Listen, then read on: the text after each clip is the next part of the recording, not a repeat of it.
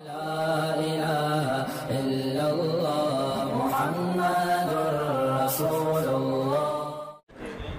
इसी तरह याद रखो, ये रबीउल अव्वल का महीना है ना, रबीउल अव्वल का महीना, आप अल्लाह उसके रसूल सल्लल्लाहु अलैहि वसल्लम से मोहब्बत का इजहार उस तरह से नहीं कर सकते जिस तरह अल्लाह उसके रसूल ने नहीं बताया। रबीउल अव्वल में सहाबा किराम ने ये कुछ किया या नबी ने ये कुछ किया जो आज हो रहा है भाई? मैं एक टेक्निकल दलील दूं। देखो, नबी सल्लल्लाहु अलैहि वसल्लम का जो यौम विलादत था ना, पीर का दिन था। कौन सा दिन था? पीर का दिन। ये तो सही हदीस से साबित है। अब सवाल पैदा होता है कि यौम विलादत क्या ईद का दिन हो सकता है कि नहीं हो सकता? बहुत से लोग कहते हैं यौम विलादत क्या है? ईद का दिन है, ईद मिलादुन नबी कहते हैं ना। तो हम अल्लाह उसके रसूल से पूछते हैं कि या रसूल अल्लाह सल्लल्लाहु अलैहि वसल्लम, आप बताइए कि आपका विलादत का दिन क्या ईद हो सकता है कि नहीं हो सकता? तो मुसलमानों के यहाँ दो तरह की ईदें होती हैं, एक बड़ी ईदें और एक छोटी ईदें। एक ईद उल फितर, ईद उल अजहा। ये साल में ईद उल फितर भी एक दफ़ा और ईद उल अजहा भी एक दफ़ा। ये इसमें हम नमाज पढ़ते हैं, नहाते हैं, धोते हैं और मुसल्ले की तरफ जाते हैं, एक दूसरे को मुबारकबादें देते हैं, जानवर ज़बह करते हैं। सारी दुनिया में ये मनाई जाती है। क्या ख्याल है? और एक हफ्ते में एक ऐसी ईद है जो हर हफ्ते रिपीट होती है, जिसको जुमे का दिन कहा जाता है। ये भी छोटी ईद है। ये भी क्या है? इसमें भी कुछ ईद का लुक अल्लाह ने डाला है। इसमें भी खुतबा होता है और ईद उल फितर और ईद उल अजहा में भी क्या होता है? खुतबा। इसमें भी 2 रकतें, उनमें भी 2 रकतें। इसमें भी नहाते धोते हैं, सुन्नत है। और उन दोनों ईदों में भी क्या ख्याल है भाई? नहाते। उन दोनों ईदों में रोजा हराम और जुमे के दिन भी रोजा मकरू। खास जुम्मे को मखसूस समझ के रोजा रखना हदीस में इससे मना किया है। किसी का छुट्टी का दिन है या उसको आसानी है तो एक अलग बात है। इस नीयत से रोजा रखना, क्या जुम्मे का दिन बड़ा दिन है तो मैं इसलिए रोजा रख रहा हूं, इसकी हदीस में मुमानात है। तो पता चला ईद का लुक आया कि नहीं आया इसमें। अब मुझे एक बात बताओ, यहूदियों के लिए मुक़द्दस दिन और वो ईद जो हर हफ्ते रिपीट होती है, वो कौन सा दिन था हफ्ते का?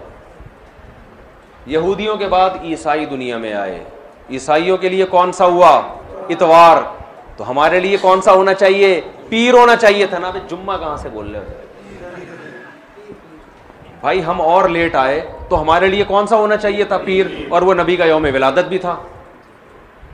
लेकिन नबी का यौम विलादत था, इसलिए अल्लाह ने पीर को नहीं रखा, रिवर्स कर दिया जुम्मे को, ताकि लोग यौम विलादत को ईद समझना ना शुरू कर दें। बहुत मुश्किल है भाई, पेशावर में बात समझाना बहुत मुश्किल है, बहुत मुश्किल है। आ रही है अल्हम्दुलिल्लाह। मैं वैसे छेड़ने के लिए करता हूँ। वो तो कराची में भी समझ में नहीं आती किसी को। ये जुमला मैं कराची में भी बोलता हूँ, लाहौर में भी बोलता हूँ।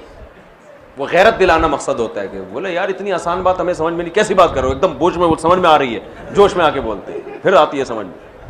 कुछ मसाइल गैरत के होते हैं। अब आप बताओ, कितनी ज़बरदस्त लॉजिक की बात है कि होना पीर का दिन चाहिए था, लेकिन और वो यौम विलादत भी था, लेकिन उसको क्या कर दिया? रिवर्स। इतना काफी था इस उम्मत को समझाने के लिए कि नबी का यौम विलादत में ईद ना बनाना, इतना काफी था। लेकिन नबी ने एक और काम किया।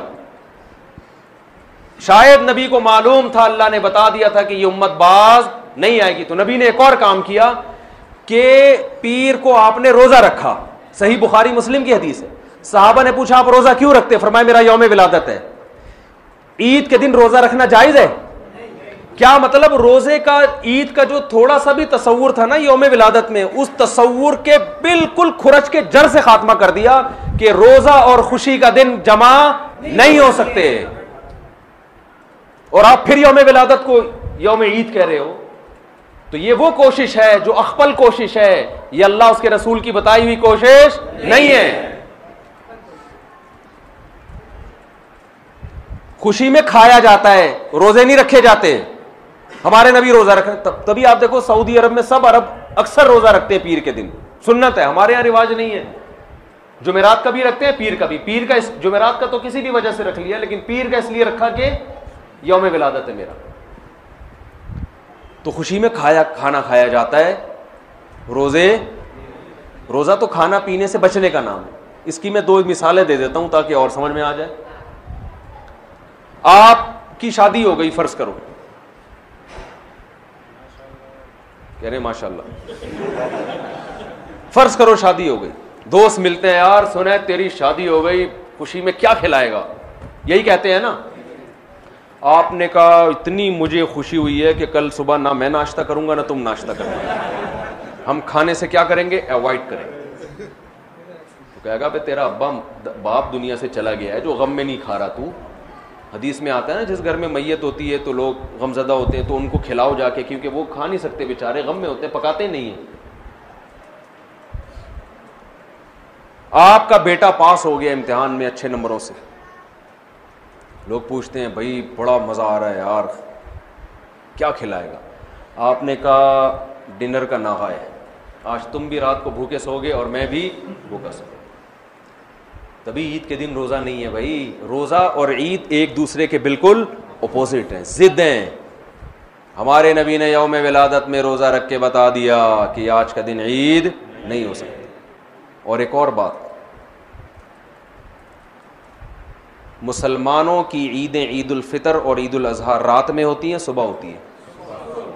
बोलो ना भाई, किसमें सुबह होती है, रात को होती है? रात में। इस्लाम में ईदें सुबह के वक्त में रखी गई हैं, क्योंकि रात में इंसान शराब कबाब की तरफ जाने का ख़तरा, अय्याशी की तरफ, रंग रलियों की तरफ जाने का ख़तरा ज़्यादा होता है, बत्तियों की तरफ जाने का ख़तरा ज़्यादा होता है। तमीज़ से नहीं मनाता वो।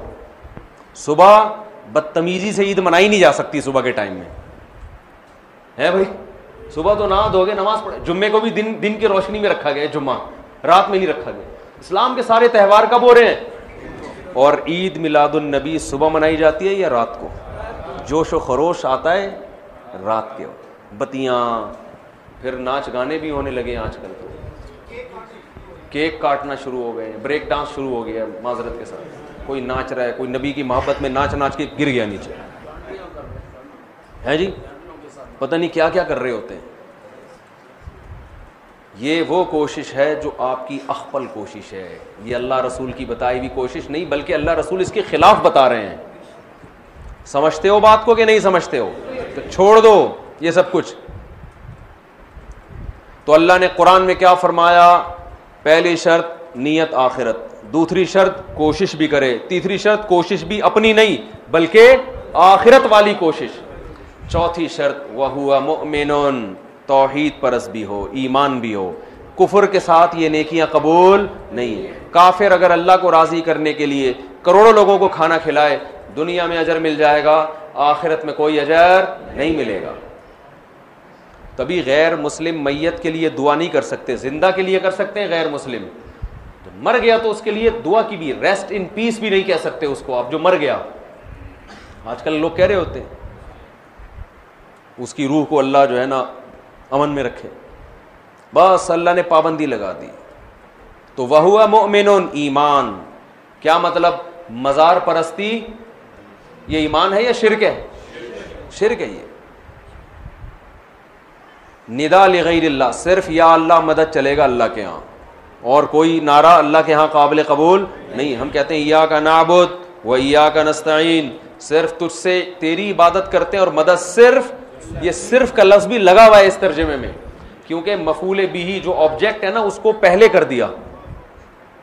एक होता है नाअबुदू का, इसका मतलब है हम तेरी इबादत करते हैं, और का को उठा के इया का बना के पीछे ले आया, तो अरबी ग्रामर जो जानते हैं इसका मतलब है सिर्फ तेरी, सिर्फ तुझसे मदद, इया का नस्तईन, तेरे अलावा किसी से मदद नहीं मांगते।